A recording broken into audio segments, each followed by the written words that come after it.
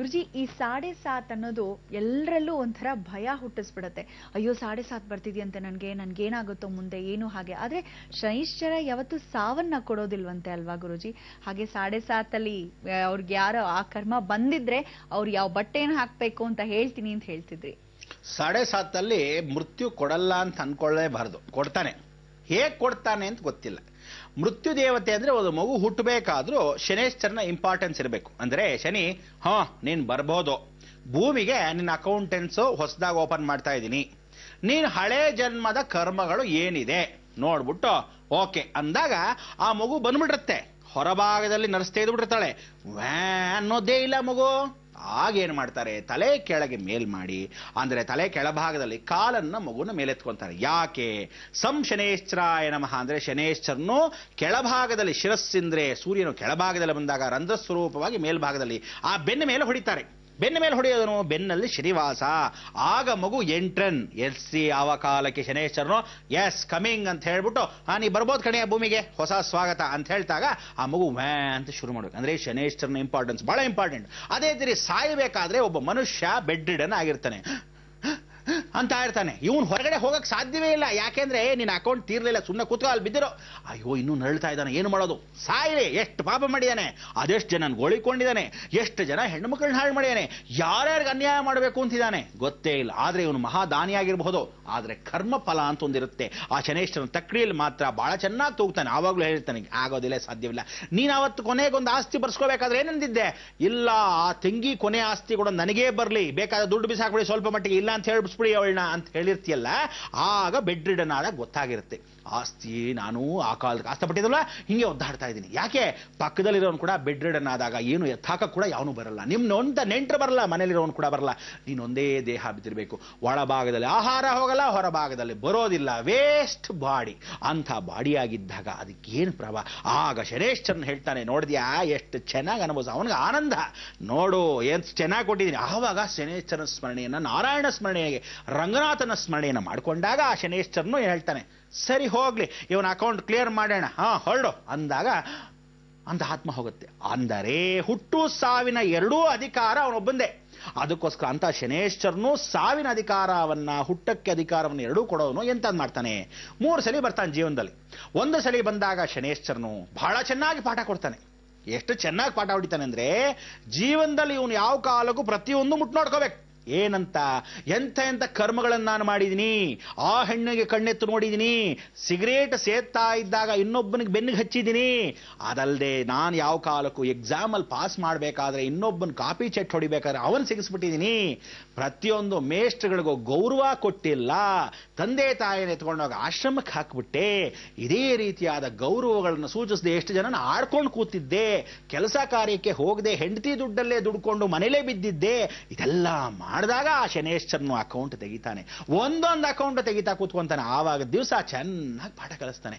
Second time ಬರ್ತಾನೆ, ಏನಪ್ಪಾ ಬಹಳ ಸಂತೋಷ ಕಣೆಯ, ತಗೋ ದುಡ್ಡು ಅಂತಾನೆ, ಕೋಟ್ಯಾಧೀಶ್ವರ ಮಾಡ್ತಾನೆ. ಬಿಲ್ ಗೇಟ್ಸು ಮಾಡ್ತಾನೆ, ಅಬ್ದುಲ್ ಕಲಾಂ ಅಂತ ಹೆಸರುವಾಸಿಯಾಗಿರ್ತಕ್ಕಂಥ ಯಶಸ್ಸು, ಕೀರ್ತಿ, ಪದವಿನೂ ಕೊಡ್ತಾನೆ. ಇಲ್ಲ ದೊಡ್ಡ ದೊಡ್ಡ ಸೂಪರ್ ಸ್ಟಾರ್ಸ್ ಅಂದ್ಬಿಟ್ಟು ಮೇಲೆ ಇಟ್ಟಿರ್ತಾನೆ. ಆದ್ರೆ ಒಂದು ಸಲಿ ಅಕಸ್ಮಾತ್ ಅಲ್ಲಿ ಏನಾದ್ರೂ ಗುರುಬಲ ಇಲ್ವಾ, ಕೋಟ್ಯಾಧೀಶ್ವರನಾಗ ಮೇಲೆ ಎತ್ತಿಬಿಟ್ಟು ಕೆಳಗಿರ್ತಕ್ಕಂಥವನು ಮೇಲಿಂದ ಬೆಳೆಸ್ಬಿಡ್ತಾನೆ.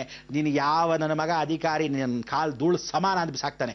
ಆ ಲೆವೆಲ್ಗೆ ಇಟ್ಟಿರ್ತಾನೆ. ಕೊನೆ ಟೈಮಿಗೆ ಪಲ್ಲಕ್ಕಿ ರೆಡಿಯಾಗಿದೆ, ಮಕ್ಕಳ ಹತ್ತಿ ಹೊರಡೋಣ ಅಂತಾನೆ, ಫೋಟೋ ಫ್ರೇಮ್ ಹಾಕ್ಸ್ಬೇಕು, ಬಹಳ ಜನ ಕೆಲಸ ಕೊಡ್ಬೇಕು ನಾನು ಅಂತ ಹೇಳಿ ಕರ್ಕೊಂಡು ಹೋಗ್ತಾ ಇರ್ತಾನೆ. ಈ ಶನೇಶ್ವರನು 3 ಸಲ ಬಂದಾಗ ಪರ್ವತಾನುಗ್ರಹತೆ ಸಿದ್ಧಿ ಅಂತ. ಪರ್ವತಾಗ್ರಹ ಸಿದ್ಧಿ ಅಂದ್ರೆ ಏನು? ಅವನು ಯಮಾಗ್ರಜ. ಇವನು ಎಸ್ ಅಂದ್ರೆ ಯಮ ಬರಬೇಕು, ಇವನ ಹೆಸ್ಸಂದ್ರೇನೆ ಪರಿಪೂರ್ಣವಾಗಿ ಯಮದೂತರು ಬರ್ತಾರೆ. ಅದಾದ್ಮೇಲೆ ಯಮಧರ್ಮರಾಯ ಬರ್ತಾನೆ. ಇವರಿಬ್ಬರ ಮಧ್ಯದಲ್ಲಿ ಇರತಕ್ಕಂಥ ಅಧಿದೇವತೆ ಯಾರು? ಸಾಕ್ಷಾತ್ ಮೃತ್ಯುಂಜಯ.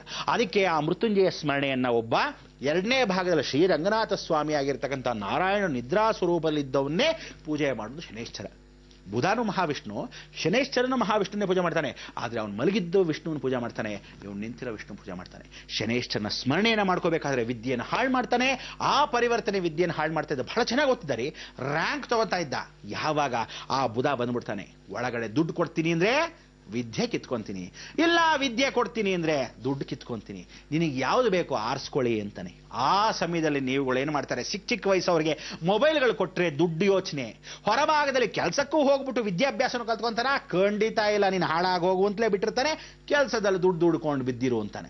ಅದಕ್ಕೋಸ್ಕರ ಓದಕ್ಕೆ ಕೆಲಸಕ್ಕೆ ಎರಡಕ್ಕೂ ಅವನು ಕೊಡಲ್ಲ, ಬಹಳ ಬುದ್ಧಿವಂತ, ಏನಾದ್ರೂ ಒಂದನ್ನು ಕೊಡ್ತಾನೆ. ಅದಕ್ಕೆ ಅವ್ವ ಕಾವಲ ಬುವ್ವ ಕಾವಲ ಅಂದ್ರೆ ಆಗಲ್ಲ, ಯಾರಾದ್ರೂ ಒಬ್ರು ಕಾವಲ ಅಂದ್ರೆ ಓಕೆ, ಸಂತೋಷ ಕೊಡ್ತಾನೆ. ಅದಕ್ಕೆ ಧನ ಪ್ರಾಪ್ತಿಯನ್ನು ಕೊಡ್ತಕ್ಕಂಥ ಶನೇಶ್ವರನು ಒಂದು ಸಲ ಕೊಟ್ರೆ ಮನೆ ಬಾಗಿಲು ತೆಗೆದು ಬಿಸಾಕಿದ್ರು ಸಹ ಯಾವ ನನ್ನ ಮಗನೂ ಕದ್ಕೊಂಡು ಹೋಗಲ್ಲ. ಯಾಕಂದ್ರೆ ಶನೇಶ್ವರನ್ ಕೊಡೋ ದುಡ್ಡು ಏನಂದ್ರೆ ಕಷ್ಟಪಟ್ಟು ಜೀವನದಲ್ಲಿ ಎಲ್ಲಾ ದುಡಿದು ಎಲ್ಲಾರ ಕೈಯೇ ತೀಟು ಅಂದ್ಕೊಂಡ್ರು ಆದರೂ ಸಹ ದೃಢ ನಿರ್ಧಾರವನ್ನು ಇಟ್ಕೊಂಡು ನಾನು ಜೀವನವನ್ನು ಸಾಗಿಸ್ತಾ ಇದ್ದೀನಿ, ಧರ್ಮವಾಗಿ ಸಾಗಿಸ್ತಾ ಇದ್ದೀನಿ ಅನ್ನೋನಿಗೆ ಮಾತ್ರ ಆ ದುಡ್ಡನ್ನ ಬಹಳ ಚೆನ್ನಾಗಿ ಕೊಡ್ತಾನೆ. ಅದಕ್ಕೋಸ್ಕರ ಅಂಥವ್ರ ದುಡ್ಡು ಯಾವ ಕಾಲಕ್ಕೂ ಖರ್ಚಾಗದೆ ಇದ್ದಂಗೆ ಕಾಪಾಡುತ್ತೆ.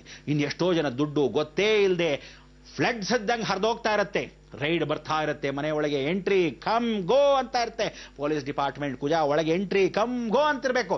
ಯಾರ್ಯಾರಿಗೆ ಎಲ್ಲೆಲ್ಲ ಅಧಿಕಾರವೋ ಯಾರ್ಯಾರ ಅಧಿಕಾರವೋ ಎಲ್ಲವೂ ಇವನ ಅಧಿಕಾರವೇ. ಅದಕ್ಕೋಸ್ಕರ ಇಂಥ ಶನೇಶ್ವರನು ಪರಿವರ್ತನೆ ಮಾಡ್ಕೊಳ್ಳೋಕ್ಕೆ ಅವಕಾಶ ಮಾಡ್ಕೋಬೇಕು. ಈ ಶನೇಶ್ವರನಿಗೆ ಈಶ್ವರನ ಕಂಡ್ರೆ ತುಂಬಾ ಇಷ್ಟ.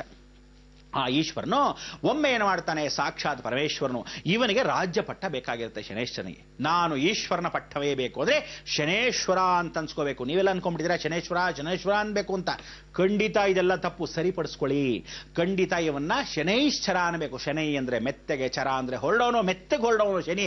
ದ ಸ್ಯಾಟ್ರನ್ ಬಿಗ್ಗೆಸ್ಟ್ ಪ್ಲಾನೆಟ್ ಅಂದ್ರೆ ಸೆಕೆಂಡ್ ಲಾರ್ಜೆಸ್ಟ್ ಪ್ಲಾನೆಟ್ ಅಂದ್ರೆ ವಿತ್ ಎಲ್ಲಾ ಜಗತ್ತಲ್ಲಿ ಅವನಿಗಿರ್ತಕ್ಕಂಥ ಅಷ್ಟಮಂಗಳ.